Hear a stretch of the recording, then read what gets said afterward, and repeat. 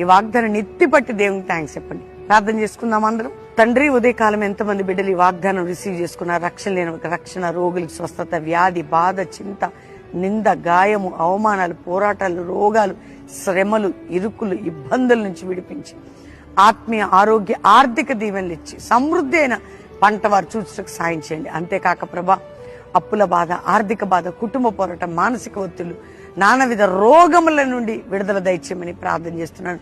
ఎవరే కండిషన్లో ఉన్నా విడిపించి అద్భుతాలు చేయండి.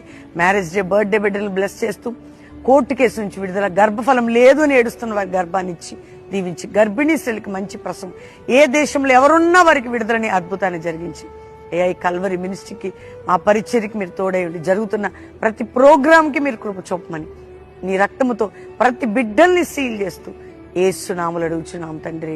Amen, amen, amen.